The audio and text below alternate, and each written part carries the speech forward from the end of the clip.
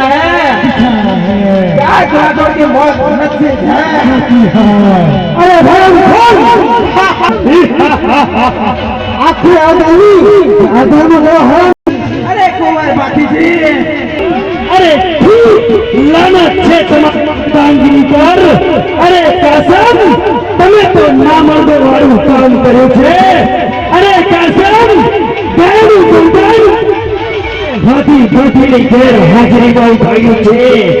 બાકી ગંધન ઉઠાવવાની વાત તો દૂર રહી, આ ફાજેર ગામમાં આ હાથી ગોઠીની હાજરીમાં તમારે શ્વાસ પણ નહીં હોય ને તો આ સાવજની ઇજાજત લેવી પડે।